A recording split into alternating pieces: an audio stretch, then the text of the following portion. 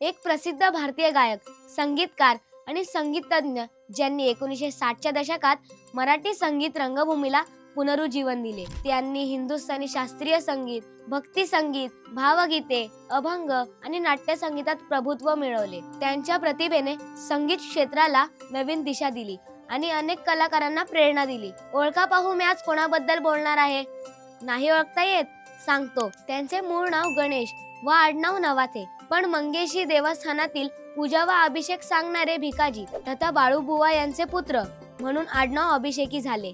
आता ओळखलं बरोबर, पंडित जितेंद्र अभिषेकी। आणि 21 सप्टेंबर हा त्यांचा जन्मदिवस। नमस्कार, मी हिमांशु आणि आपण पाहतात कलाकार दिनविशेष भाग 264 powered by goprag.com। Pandit Jitendra अभिषेकींचा जन्म गोव्यातील मंगेशी येथे झाला।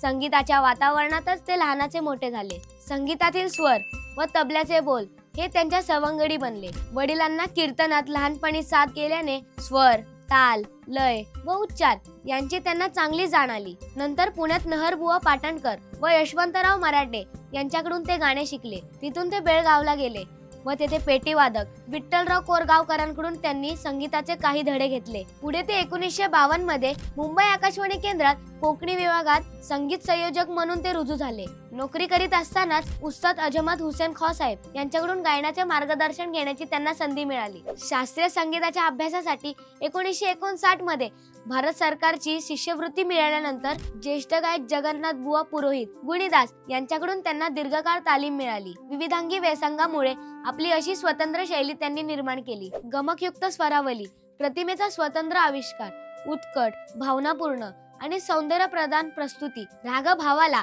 आणि राग स्वरूपाला योग्य स्वरकृती देत केलेले आम आणि अनवट रागांचे गायन आदी गोष्टींमुळे त्यांचे सादरीकरण अविस्मरणीय होत असे। त्यांनी जवळजवळ 17 नाटकांचे दिग्दर्शन केले। चिपळूण येथे झालेल्या 76व्या अखिल भारतीय मराठी नाट्य संमेलनाचे त्यांनी अध्यक्षपद भूषविले। त्यांना अनेक मान सन्मान मिळाले। त्यामध्ये 1978 सालचा होमी बाबा पुरस्कार, नाट्य दर्पण पुरस्कार, 1989 मध्ये संगीत नाटक अकादमी पुरस्कार, 1990 साली महाराष्ट्र गौरव पुरस्कार, 1996 मध्ये मास्टर दीनानाथ स्मृती पुरस्कार, तर 1988 मध्ये भारत सरकार तर्फे पद्मश्री पुरस्कार देऊन त्यांचा सन्मान केला गेला। कशी वाटली ही विशेष माहिती हे आम्हाला कमेंट करून नक्की सांगा। हा व्हिडिओ लाईक करा, शेअर करा। मित्रांनो, कलाकार YouTube चॅनलवर नवरात्री निमित्त आमच्या कलाकारच्या नवदुर्गा तुमच्यासाठी काही इंटरेस्टिंग व्हिडिओ घेऊन येणार आहेत, तर ते व्हिडिओ नक्की बघा आणि त्याआधी कलाकार YouTube चॅनलला सबस्क्राईब करा, Instagram Facebook पेजला फॉलो करा आणि बघत रहा कलाकार दिनविशेष पावर्ड बाय goprag.com।